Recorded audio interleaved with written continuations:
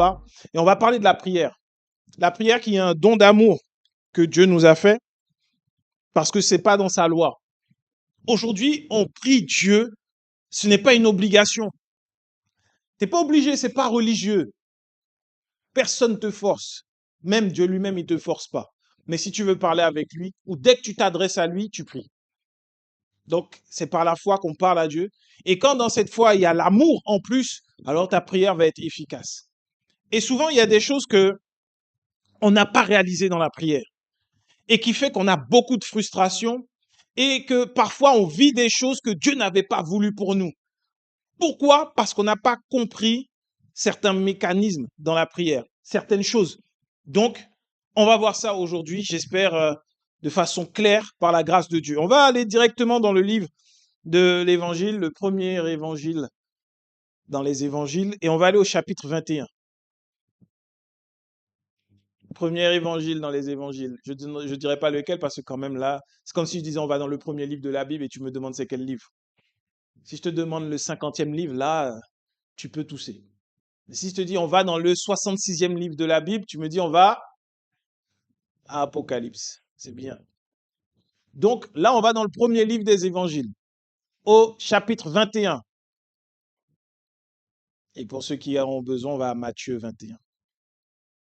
Quand même, on est à amour. Donc Matthieu 21, le verset 18 nous dit, le matin, en retournant à la ville, il eut faim. On parle de Jésus. Voyant un figuier sur le chemin, il s'en approcha, mais il n'y trouva que des feuilles. Et il lui dit que jamais fruit ne naisse de toi. Et à l'instant, le figuier sécha. Les disciples qui virent cela furent étonnés et dirent, comment ce figuier est-il devenu sec en un instant? Jésus leur répondit, je vous le dis en vérité, si vous aviez de la foi et que vous ne doutiez point, non seulement vous feriez ce qui a été fait à ce figuier, mais quand vous diriez à cette montagne, ôte-toi de là et jette-toi dans la mer, cela se ferait. Tout ce que vous demanderez avec foi par la prière, vous le recevrez. Amen. À qui ça arrive aujourd'hui? Tout ce que tu demandes avec foi sans douter, est-ce que tu le reçois là, aujourd'hui, quand tu pries? Un ange passe. Bonjour l'ange. Quand tu pries, d'ailleurs, est-ce que la plus grande des sources de frustration, si on fait un sondage dans l'église, je ne sais pas si ça a été fait, si les gens sont honnêtes quand tu sors, c'est de demander, est-ce que quand tu pries, ça marche toujours? Qu'est-ce qui te frustre le plus en tant que chrétien quand tu pries? Qu'est-ce qui te frustre le plus? C'est le manque de résultats. Mais Jésus, là, il a parlé à un figuier, il a juste dit que jamais fruit ne naisse de toi. Le figuier a dit, OK, pardon, il est sec. Parce qu'il avait des feuilles. Et à cette période, visiblement, c'était une période d'hiver. Et c'est pas une période où les figuiers portent des fruits normalement. Mais le figuier a annoncé à Jésus un message mensonger.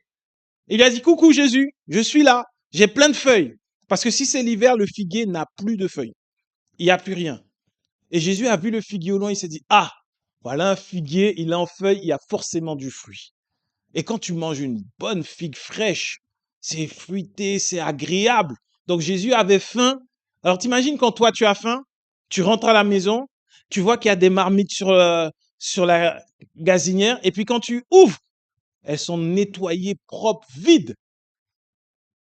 Il n'y a pas de repas. Tu es énervé un peu. Tu dis, mais j'avais faim. Jésus a vu pareil, le figuier lui faire une promesse de fruits juteux. Rien. Il a dit, bon, maintenant, pour la peine, jamais fruit ne naisse de toi. À qui Jésus a parlé à ce moment-là? Au figuier.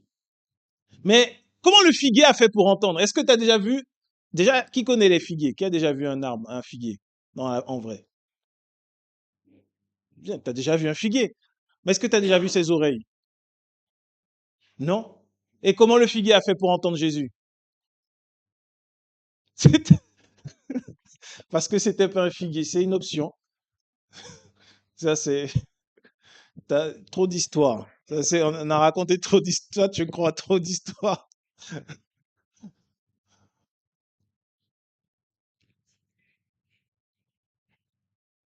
Je sais pas, mais en tout cas, la Bible me dit que tout ce qui respire entend.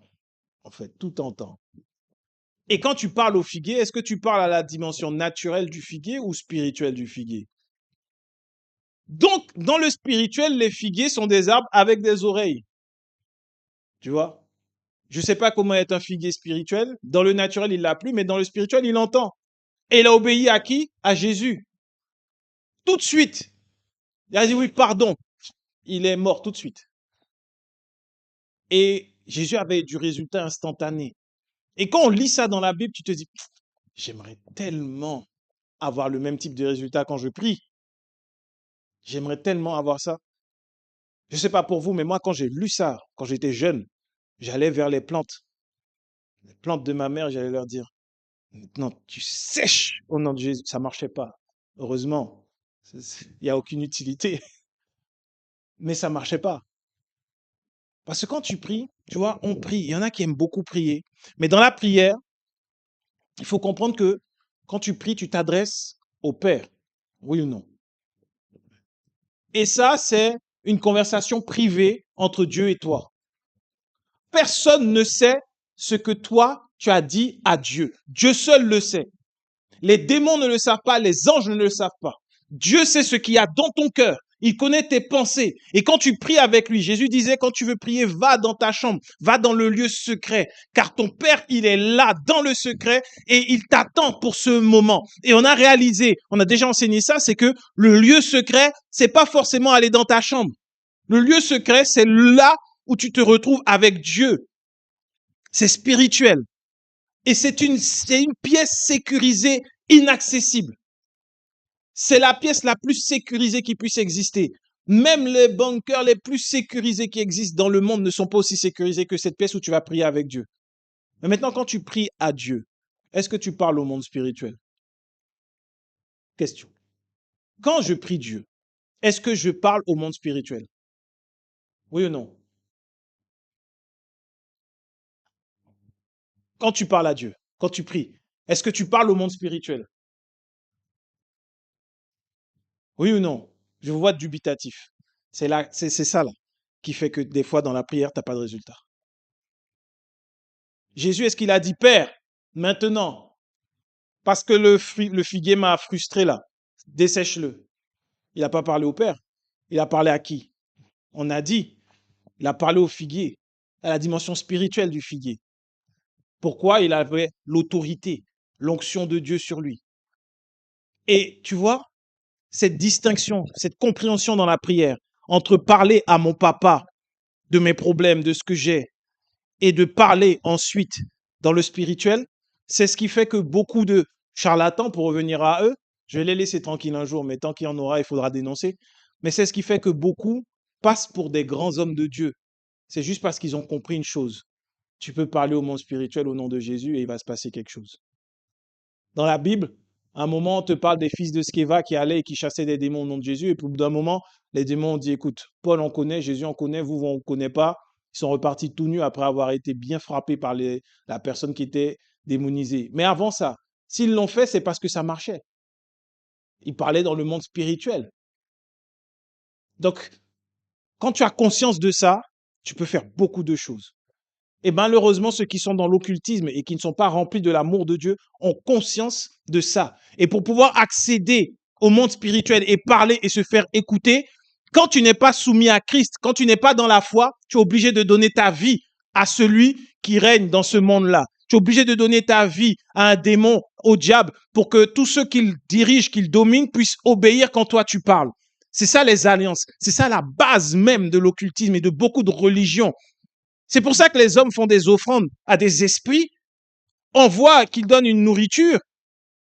C'est pas manger naturellement, mais spirituellement, c'est pris. Pourquoi? Pour qu'ils aient le droit de commander ce que les démons commandent. On va le voir là, au fur et à mesure, que tu comprennes. Parce qu'il y a quelque chose qui me frustre et qui m'énerve dans le corps de Christ, c'est qu'on a l'autorité de Christ, on a le pouvoir de Christ, mais lorsque l'on prie, on oublie de parler au monde spirituel. Regarde Marc 4. Marc chapitre 4.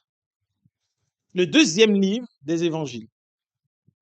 Et on va au verset 35. Marc 4, 35 nous dit, Ce même jour, sur le soir, Jésus leur dit, passons à l'autre bord. Après avoir renvoyé la foule, ils l'emmenèrent dans la barque où il se trouvait. Il y avait aussi d'autres barques avec lui. Il s'éleva un grand tourbillon et les flots se jetaient dans la barque au point qu'elle se remplissait déjà. Et lui, Jésus, il dormait à la poupe sur le coussin. Ils le réveillèrent et lui dirent, Maître, ne t'inquiètes-tu pas de ce que nous périssons? S'étant réveillé, il menaça le vent et dit à la mer, Silence, tais-toi. Et le vent cessa. Et il y eut un grand calme.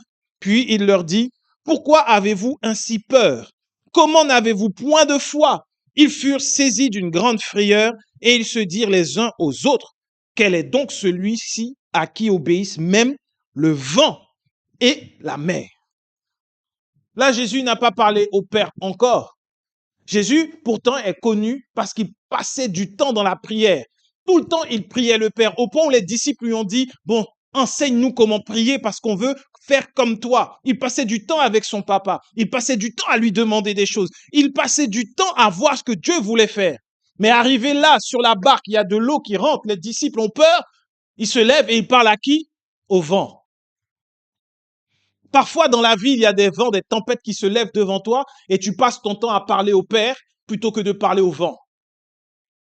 Tu passes ton temps à dire, Seigneur, s'il te plaît, tu vois que je suis en train de mourir. Comment tu peux me laisser? Comment tu peux? Donc toi, tu le fais pas. Tu dis pas ça à Dieu. Mais comment il se passe? Il y a des gens qui prient comme ça. Et ils prient, ils jeûnent, ils cherchent Dieu. Ils disent, Seigneur, s'il te plaît, que cette situation sorte devant moi. S'il te plaît, sors-moi de là. J'en peux plus. J'en ai assez. Je ne veux plus être addict. Je ne veux plus vivre ça. Je ne veux plus ci. Je veux voir que mon dossier passe. Seigneur, s'il te plaît. Et ils prient avec force, avec détermination.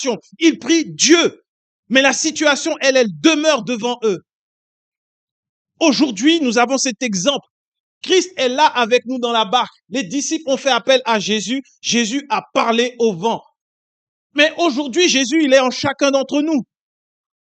Et donc, la bouche de Jésus, si c'est toi, s'il vit en toi, c'est ta bouche.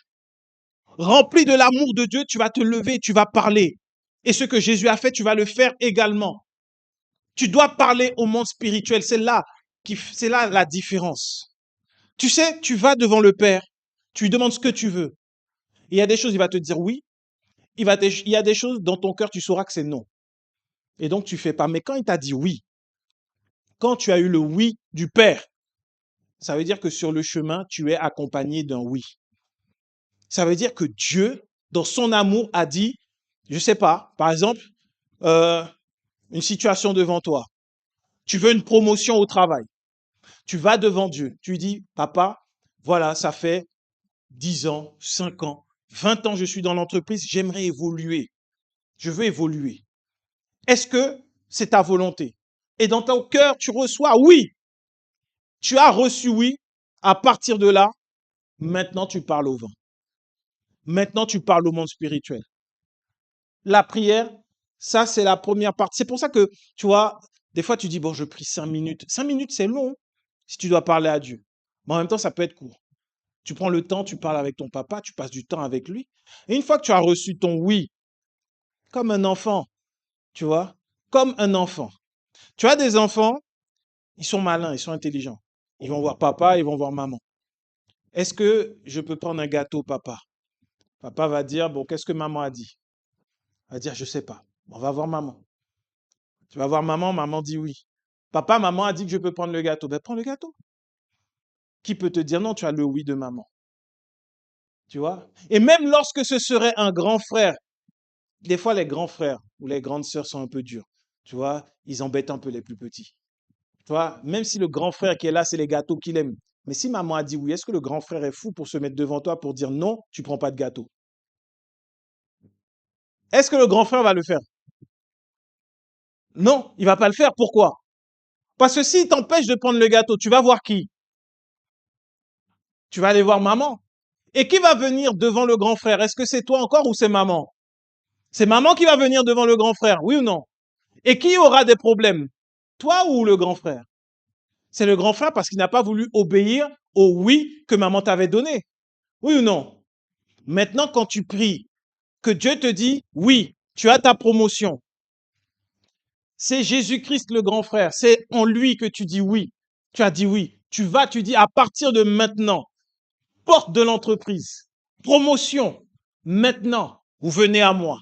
Je déclare, écoutez, cette année même, je reçois ma promotion au nom de Jésus et je la saisis dans le nom de Jésus. Je réussis les examens pour avoir ma promotion au nom de Jésus. Examen, maintenant j'ai l'intelligence pour le faire. Et tous ceux qui s'opposent à cette parole ne font pas face à moi, car je n'existe plus, mais ils s'opposent à la volonté du Père. Et cette volonté, elle est parfaite, parce que Christ, par la croix, a dit que tout est accompli. Alors à partir de maintenant, quiconque s'oppose à cette parole devra faire face au tout est accompli. Et c'est comme ça que tu avances. Je te garantis, il n'y a rien qui va empêcher que tu aies ta promotion. Rien. Parce que de la même manière que quand le grand frère voulait t'empêcher de prendre le gâteau, s'il y a un insensé, s'il y a un esprit méchant qui est assez fou pour se dire « je me tiens devant maintenant », tu n'auras pas ta promotion. Je suis esprit de pauvreté. L'esprit de pauvreté, Jésus dit quoi? Pardon, tu es quoi? Il vient, il dit, tu te rappelles à la croix? Tu te rappelles ce qui s'est passé à la croix? Regardons ensemble. Colossiens 2. C'est écrit. C'est sur ça que l'on s'appuie. Tu ne fais pas de combat contre un méchant. Tu n'as pas à lutter. On n'est pas armes égales dans le combat. On a déjà la victoire. Tu n'as pas à lutter contre un esprit méchant. Mais maintenant, Jésus te dit, Paul te dit, dans Colossiens chapitre 2 au verset 13, Colossiens 2 verset 13, nous dit, vous qui étiez morts par vos offenses et par l'incirconcision de votre chair, il vous a rendus à la vie avec lui en nous faisant grâce pour toutes nos offenses. Et là, il a effacé l'acte dont les ordonnances nous condamnaient et qui subsistait contre nous, et il l'a détruit en le clouant à la croix. Verset 15, il a dépouillé qui? Les dominations, les autorités, et les a livrées publiquement en spectacle, en triomphant d'elles par la croix. En triomphant d'elles par la croix. Il les a dépouillées. Donc, s'il y a un esprit méchant de pauvreté, qui était peut-être lié à ta famille, qui était peut-être lié à des alliances passées, peut-être lié à de la sorcellerie, qui essaie de venir s'approcher de toi, alors que tu as fait cette prière, que tu as parlé au monde spirituel, et que le monde spirituel a entendu que Jésus a parlé. Est-ce qu'il y a un esprit assez fou pour venir dire, non, moi je revendique celle-là parce que j'ai dit qu'elle sera pauvre? Aucun esprit ne pourra tenir. Pourquoi? Parce que Jésus va dire, tu te rappelles? Moi, à la croix, je t'ai dépouillé. Tu n'as plus rien. Tu n'es plus rien. Désormais, tu es sous mes pieds. Et comme celui qui a parlé, c'est en mon nom qu'il est venu, tu ne peux pas l'empêcher d'avancer. C'est pour ça que beaucoup d'enfants de Dieu restent encore à souffrir de la pauvreté, du manque, de la douleur. Parce qu'il faut parler non plus à Dieu. Dieu a dit oui. Tu veux être guéri, Dieu a dit oui. Les meurtrissures de Christ sont là pour ça. Tu veux être pardonné, Dieu a dit oui. Le sang de Jésus a coulé pour ça. Tu veux de la prospérité, de la richesse, il a dit oui. Parce que Christ s'est fait pauvre de riche qu'il était afin que toi, tu sois enrichi. Pourquoi tu ne le manifestes pas? Pourquoi tu ne le vois pas? Parce que tu ne parles pas au monde spirituel. La voix de Christ, c'est comme le son des grandes eaux, la Bible nous dit. Quand toi, enfant de Dieu, dans l'amour de Dieu, Christ vit en toi, tu dis maintenant je parle au monde spirituel. Et ça, tu n'as pas besoin de le faire en colère, hein, parce que tu as l'autorité. Sois bien conscient qu'au moment où tu dis je parle maintenant au monde spirituel, tout le monde spirituel attend pour voir ce que tu dis. Tout. Et c'est pas une question de manteau, c'est pas une question d'onction, c'est pas une question d'autorité. Jésus disait, si tu as la foi sans douter, c'est juste une question de ne pas douter. Si tu doutes, ne le fais pas. Mais si tu ne doutes pas, alors là, qui va empêcher ce que Jésus-Christ a dit de se faire? Qui est plus puissant que Jésus? Personne. Regarde la Bible, elle te le dit. Philippiens, chapitre 2, verset 5. On connaît Philippiens 2, 5, qui nous dit « Ayez en vous les mêmes sentiments, les sentiments qui étaient en Jésus-Christ, lequel existant en forme de Dieu n'a point regardé comme une proie arrachée d'être égal avec Dieu, mais s'est dépouillé lui-même en prenant une forme de serviteur, en devenant semblable aux hommes. Et ayant paru comme un simple homme, il s'est humilié lui-même, se rendant obéissant jusqu'à la mort, même jusqu'à la mort de la croix. C'est pourquoi aussi Dieu l'a souverainement élevé et lui a donné le nom qui est au-dessus de tout nom, afin qu'au nom de Jésus, tout genou fléchisse, dans les cieux, sur la terre et sous la terre, et que toute langue confesse que Jésus-Christ est Seigneur à la gloire de Dieu le Père. Quand tu parles et que tu dis c'est au nom de Jésus, ça résonne où? Dans les cieux, sur la terre, sous la terre. Alors, on a entendu plein d'histoires. Il y a le monde sous-marin, il y a le monde sous la terre, il y a le monde spirituel. Quand tu parles et que tu dis je parle maintenant au nom de Jésus, quand tu le dis, ils entendent tous et ils fléchissent les genoux. Quel que soit le problème, quelle que soit la difficulté. Et à partir de là, tu es redoutable. Tu es un feu. Et c'est là que tu dois n'avoir aucune pitié. Ça fait trop longtemps, ils sont assis sur ta famille, sur tes biens, sur ce qui t'appartient. Ça fait trop longtemps qu'il est en train de dévorer l'ennemi. Et toi, tu es là, tu dis, Seigneur, quand est-ce? Dieu l'a dit, je l'ai fait il y a plus de 2000 ans. Christ, tout est accompli. Il l'a dit. Donc à partir de là, tu parles dans le monde spirituel. Je déclare maintenant que tous ceux qui empêchaient que les âmes dans ma famille soient converties, ils sont maintenant convertis. J'appelle leurs âmes, je réclame leurs âmes et se donnent à Jésus-Christ au nom de Jésus. Et là, tu verras que tu as du temps pour prier. Parce que le temps que tu mentionnes le nom de tous les membres de la famille que tu appelles, et tu dis maintenant les prisons dans lesquelles ils étaient retenus spirituellement, les prisons qui les retenaient s'ouvrent au nom de Jésus. Et quiconque voudra se lever contre cette parole fait face à la victoire de la croix de Jésus. Et tu verras, il y a des choses que ceux qui sont dans le combat spirituel aiment bien dire. Il y a des représailles. Parce que quand tu vas t'attaquer à un esprit méchant, quand tu vas t'attaquer comme ça à ceux que le diable tenait en captivité, le diable, il va faire quoi? Il va essayer de se lever, il peut essayer de venir dans la nuit, t'attaquer, de faire des choses comme ça. Pendant un temps, je subissais ça. Je ne comprenais pas. On priait, tu vois, tu pries pour les âmes, tu pries pour le salut des âmes, et puis tu vois, tu dors mal, tu fais un rêve, tu es attaqué, tu vois, des choses qui se passent dans la maison. Quand le Seigneur m'a parlé de ça, m'a fait comprendre ça, j'ai dit, OK, à partir de maintenant, c'est fini. À toi, tu as mal dormi. À toi, tu as fait un mauvais rêve. OK. On prie, on rend gloire à Dieu. Et puis le soir, mais vraiment dans une paix extraordinaire. Là, c'est parce qu'on prêche, on est un peu exalté et tout. Genre, comme je parle calmement. Maintenant, je parle au monde spirituel. Nous avons prié. J'ai réclamé le salut des âmes. J'ai parlé de ça, j'ai parlé de ça. À partir de maintenant, je déclare que quiconque dans le monde spirituel se lève contre cette parole est instantanément écrasé par l'œuvre de la croix. Il mange la poussière et ne peut pas se relever. Et je déclare même que tout ce qu'il a volé, je le récupère au nom de Jésus, pour la gloire de Dieu. Je déclare que quiconque voudra se lever contre cette parole devra errer dans les lieux arides non-stop. Il ne trouvera aucun repos. Et tous ceux qu'il avait sous son influence sont libérés également. Je demande ma famille. Ce soir, je dors en paix. Et la seule personne qui vient me parler, c'est Jésus-Christ. Je reçois des oracles de Dieu. Je suis reposé dans mon corps et restauré. Et quiconque veut empêcher cela dans le monde spirituel est instantanément brûlé par le feu de la présence de Dieu qui nous environne au nom de Jésus. Et puis tu vas dormir. À partir de là, mon ami, tout le monde dort très bien. Aucune attaque. Rien du tout. Mais avec cette paix-là, hein, parce que c'est l'autorité de Christ. Toi, sur terre, tu parles avec paix, mais dans le monde spirituel, ce sont des grandes eaux. Quand tu vois, tu entends, pour ceux qui sont déjà allés près de la mer, et que tu entends le bruit des grandes eaux, ça gronde, des fois ça tremble même, tellement les eaux sont puissantes, c'est cette voix-là qui résonne dans le monde spirituel. Et je t'assure, tu peux prier contre l'esprit ancestral de la famille, tu peux prier contre le diable lui-même, tu dormiras comme un bébé le soir dans les bras de papa. Personne, parce qu'à la mention du nom de Jésus, dans les cieux, sur la terre, sous la terre, tout genou fléchit. Tout genou. Et c'est comme ça que tu vois des choses qui arrivent. Donc ne t'inquiète de rien. C'est pour ça que Jésus dit, ne vous inquiétez de rien. Tu dis à Dieu, j'ai besoin de ça, j'ai besoin de ci, j'ai besoin de ça. Il te dit, OK, je suis d'accord, tu les as. Une fois que tu les as, tu dis, bon, à partir de maintenant, je récupère ma voiture dans le nom de Jésus.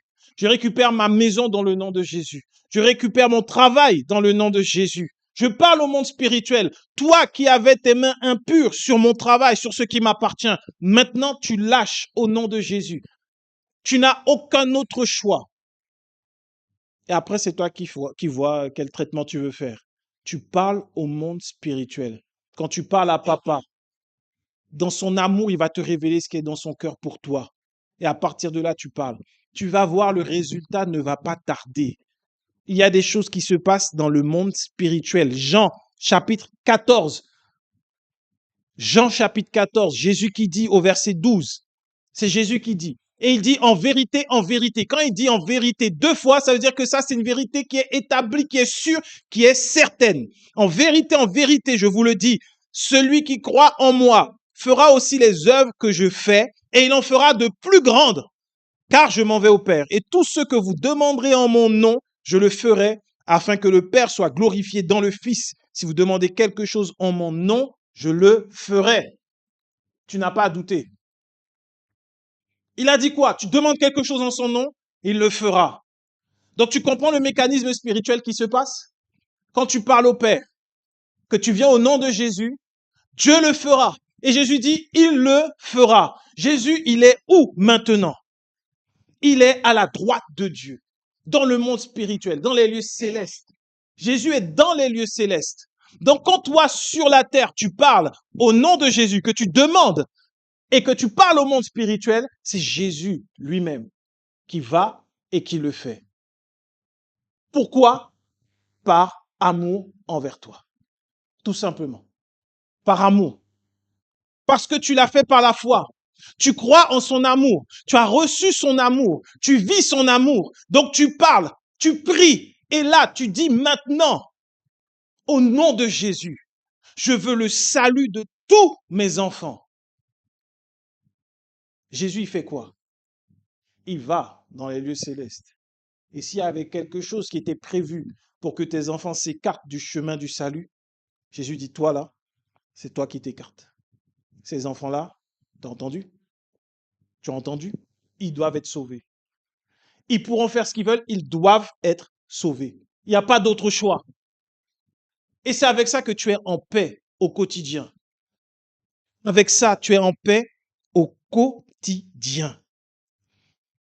Dans le livre des Éphésiens, Paul parle très bien de ça.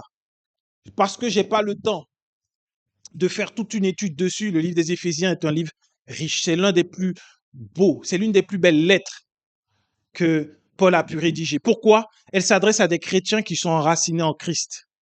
Et il a des révélations qui sont profondes. C'est aux Éphésiens que Paul va prier pour eux pour qu'ils puissent connaître la hauteur, la longueur, la largeur, la profondeur de l'amour de Dieu. Et c'est également aux Éphésiens, si tu fais attention un peu, qu'il parle des lieux célestes, qu'il parle du spirituel. C'est aux Éphésiens. Pourquoi à eux? Parce qu'il est sûr et certain qu'ils sont dans la foi. Parce qu'attention, ce message n'est pas pour ceux qui ne sont pas dans la foi, qui sont un petit peu, tu vas avoir du résultat à un moment. Mais souviens-toi, Jésus disait, le prince de ce monde vient et il ne trouve en moi rien qui lui appartienne. C'est ce qui provoque la chute de ceux qui jouent avec Dieu, de ceux qui ont compris que tu peux parler au monde spirituel au nom de Jésus et qu'il y aura du résultat. Il y en a qui le font parce que par la sorcellerie, ça demande trop de sacrifices. La sorcellerie va te demander de tuer ton père, ta mère, de sacrifier. Ça commence avec un poulet, ça finit avec ton papa ou ta maman. Même ta vie. Ça, c'est la sorcellerie. C'est beaucoup de choses à faire. Des bains, des trucs bizarres. Mais il y en a qui ont compris, des petits malins. C'est simple. Tu vas et tu crois, tu dis au nom de Jésus, les choses vont se faire. Et en plus, c'est gratuit. Parce que Jésus donne gratuitement. Il donne sa grâce, il donne la vie gratuitement. Et c'est ce que faisaient les fils de Sceva dans l'Acte des Apôtres. Ils se faisaient payer pour faire de l'exorcisme. Ben là, tu vois, il y en a qui ont compris ça, et donc ils montent des grands ministères et ils se font payer. Ils se font payer. Et ils parlent au monde spirituel. Sauf qu'à un moment donné, le monde spirituel n'étant pas un monde avec lequel on blague, tu ne peux pas aller jouer avec Satan, avec les armes de Satan. Au bout d'un moment, il va te dire, hé, toi, ça suffit. Et là, c'est scandale, non pas sur Satan, mais dans l'Église. Et c'est ce qui est triste. Parce que c'est un scandale où? Dans l'Église. Pas, on dit pas, oh là là là, le monde des ténèbres, c'est vraiment n'importe quoi. Non, on dit encore un pasteur, encore un apôtre, Encore les évangéliques. C'est ce qui se passe. Et donc le diable, il sait très bien. Il voit très bien ceux qui jouent, ceux qui blaguent, ceux qui ont fait des alliances bizarres pour pouvoir accéder au monde spirituel et parler comme ça. Et au bout d'un moment, il vient et il détruit tout. Combien de grands ministères n'existent plus du tout aujourd'hui? Je ne peux même pas te les citer parce que je ne les connais pas. Des personnes pourtant, on disait, puissantes. Tout ça parce qu'on ne plaisante pas avec le monde spirituel. Quand tu es en Christ, c'est par la foi, pas par l'appât du gain, pas pour un gain sordide. Non, c'est par la foi. Tu pries, tu donnes des conseils. C'est Christ qui parle à travers toi. Jésus ne s'est jamais fait payer pour quoi que ce soit. Alors, dans l'église, jamais tu ne te fais payer pour prier pour quelqu'un, pour avoir un conseil ou quoi que ce soit. C'est gratuit. C'est le don gratuit de la vie en Jésus-Christ. Donc, on plaisante pas avec ça. Tu ne peux pas abuser des enfants de Dieu. Ce n'est pas l'amour de Dieu. Et quand toi, tu as compris que tu dois parler au monde spirituel toi-même, rempli de l'amour de Dieu, tu n'es plus dépendant de ce qu'un homme peut faire ou dire. Tu viens à l'église en paix. Et tu sais que lorsqu'on va se retrouver tous ensemble et qu'on va prier, qui va empêcher à l'église de Christ d'avancer? Quand on est tous unis dans cette même foi, dans cette même voie, dans ces mêmes sentiments, personne ne peut nous empêcher d'avancer. C'est ce que nous devons viser.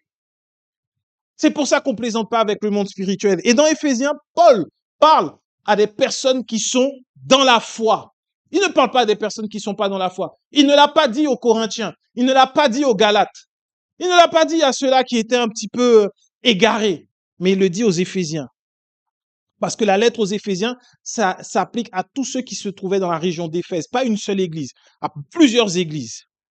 Et regardons un peu ce qu'il dit à propos du monde spirituel. Éphésiens chapitre 2.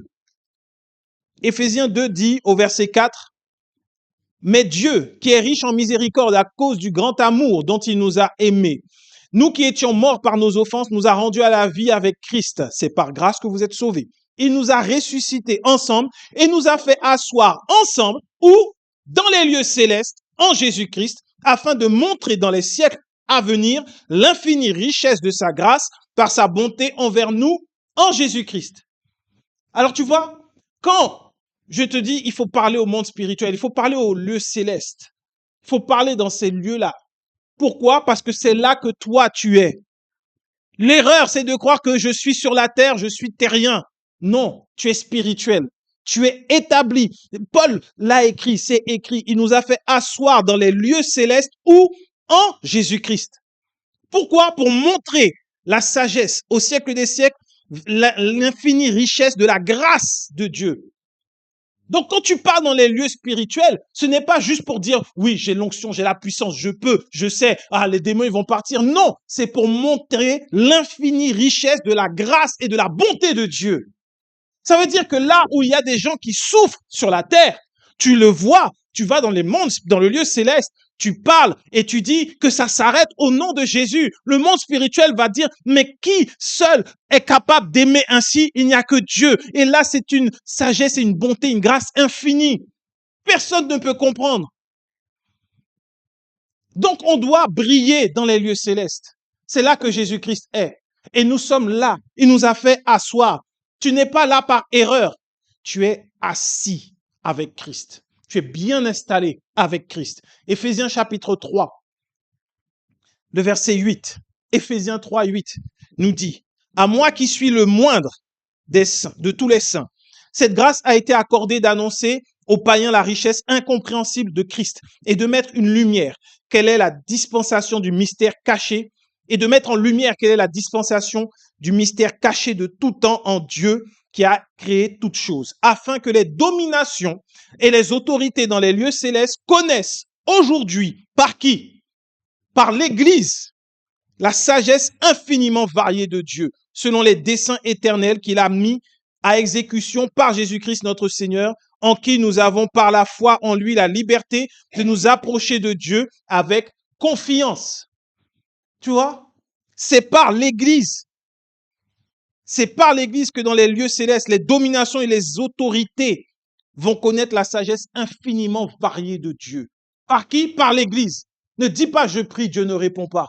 Dieu a déjà répondu. Il t'a fait t'asseoir dans les lieux célestes avec Jésus-Christ afin que par ta voix, les lieux célestes, les autorités, les dominations connaissent la sagesse infiniment variée de Dieu.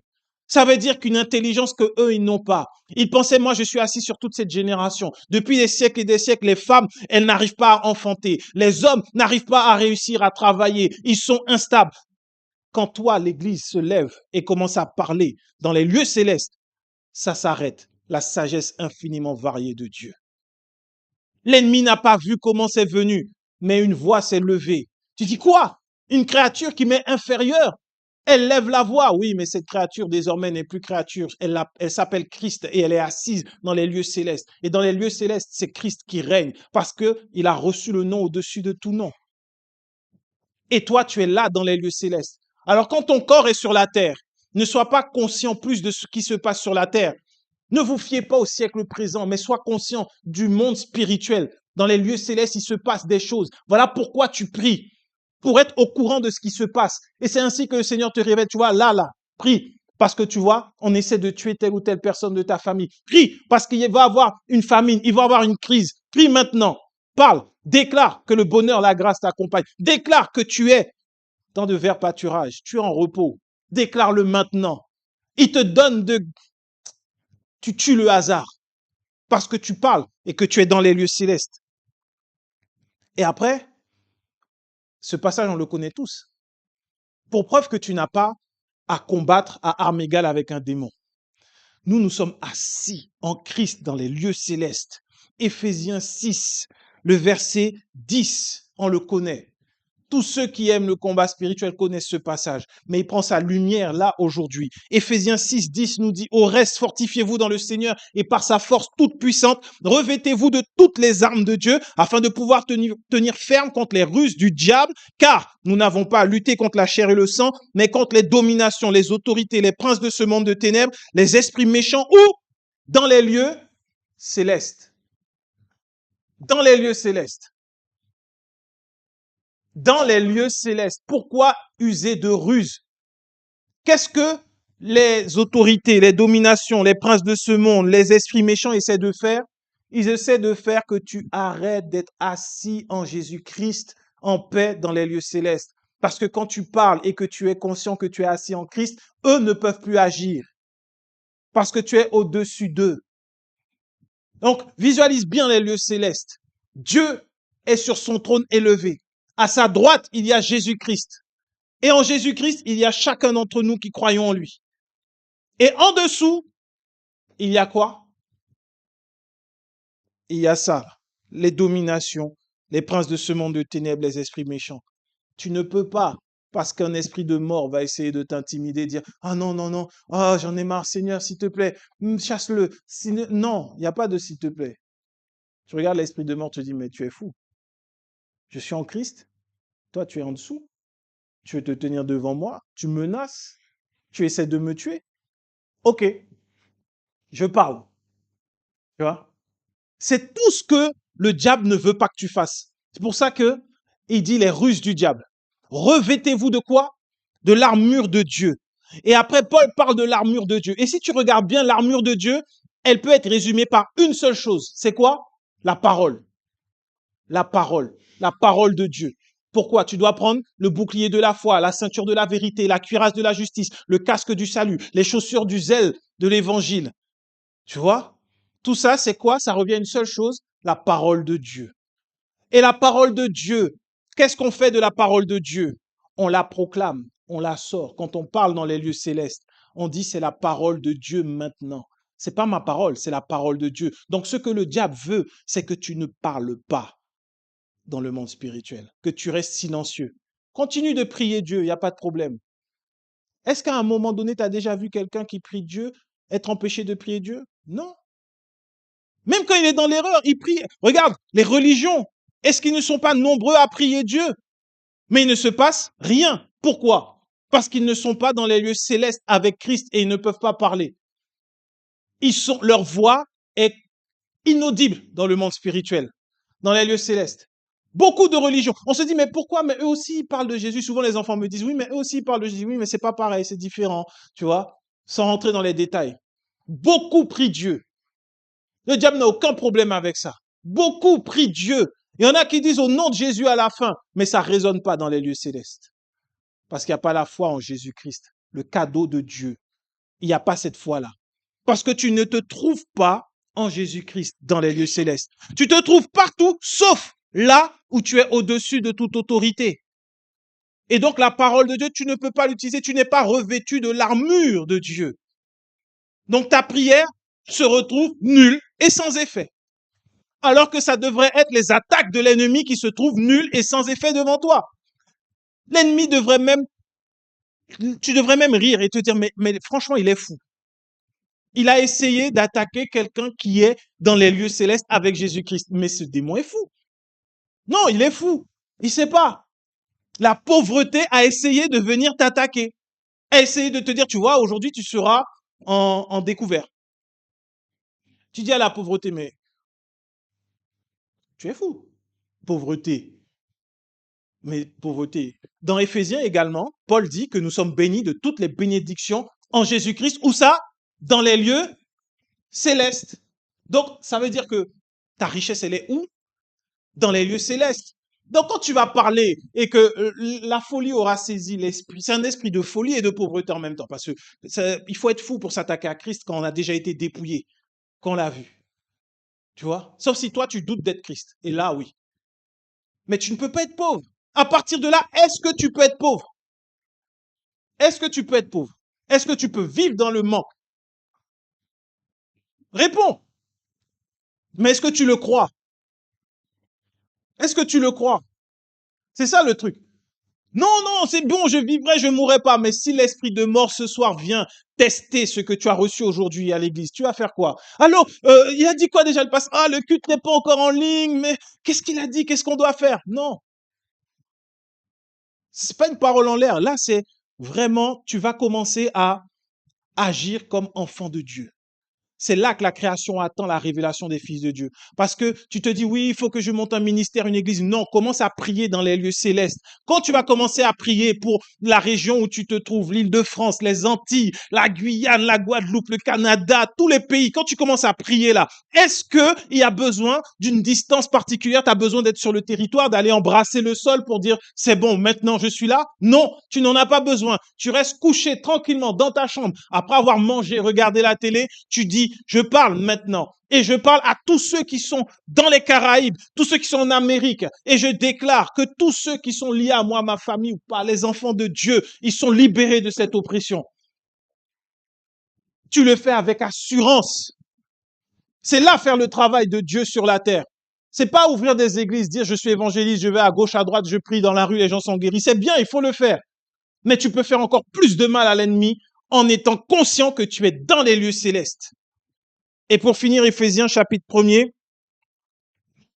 il a écrit, c'est Paul qui parle, toujours aux Éphésiens, c'est pourquoi moi aussi, ayant entendu parler de votre foi au Seigneur Jésus-Christ et de votre charité pour tous les saints, je ne cesse de rendre grâce à Dieu pour vous, faisant mention de vous dans mes prières, afin que le Dieu de notre Seigneur Jésus, le Jésus-Christ, le Père de gloire, vous donne un esprit de sagesse et de révélation dans sa connaissance, afin qu'il illumine les yeux de votre cœur, pour que vous sachiez quelle est l'espérance qui s'attache à son appel, quelle est la richesse de la gloire de son héritage qu'il réserve aux saints, et quelle est envers nous qui croyons l'infinie grandeur de sa puissance, se manifestant avec efficacité par la vertu de sa force.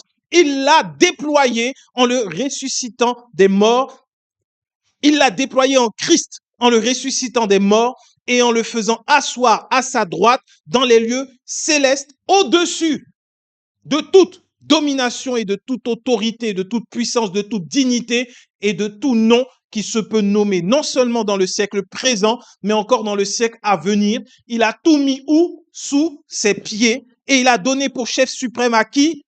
À l'Église, qui est son corps, la plénitude de celui qui remplit tout en tous. Amen. C'est là l'autorité que tu as. Que ce soit dans le siècle présent, dans le siècle à venir, quelle que soit autorité, puissance, dignité, domination, Il a tout mis en Christ et c'est sous ses pieds. Et il a donné Jésus-Christ comme chef suprême de l'Église. Pour finir, le danger, c'est que si tu te retrouves dans une église où Jésus n'est pas le chef suprême et que tu t'amuses à aller dans les lieux spirituels, ta vie sera un désastre monumental. Parce qu'à partir de là, tu vas dire, moi, je veux jouer avec le monde spirituel. Le monde spirituel, lui, ne jouera pas avec toi. Tu peux aller de la folie, de la dépression, perdre ta famille, perdre toute ta vie. Pourquoi? Parce que Christ est le seul qui a reçu la domination. Donc, quand tu pries, parle à ton papa. Parle-lui, rends-lui grâce, expose-lui tes problèmes, dépose-les aux pieds de Jésus, donne tout. Mais quand tu as reçu la réponse, ne tarde pas, parle dans les lieux célestes. Et tu verras que la réponse non plus ne va pas tarder sur terre. Tu parles dans les lieux célestes. Et c'est pour ça qu'il faut prier avec amour. Parce que si tu pries et qu'il n'y a pas d'amour, tu peux faire énormément de mal. Énormément de mal. Il faut être sûr que ton cœur est rempli d'amour. Parce que la tragédie, c'est que beaucoup ont bien commencé avec Dieu. Ils priaient par la foi, des choses se sont produites. Mais la vérité de la parole expose les véritables intentions du cœur ayant été révélées. Ils se sont détournés et sont devenus des charlatans. Ils ne se sont pas levés se disant, oh, aujourd'hui je vais arnaquer le peuple de Dieu. Non, ils voulaient vraiment bien faire. Et c'est après. Parce que le cœur n'était pas plongé dans l'amour de Dieu et animé et rempli de l'amour de Dieu. Alors quand tu pries, prie avec un cœur rempli d'amour, parle au Père, mais surtout, parle dans les lieux célestes, dans le monde spirituel. Et je t'assure, tu verras la gloire de Dieu se manifester d'une manière extraordinaire dans le nom de Jésus. Amen.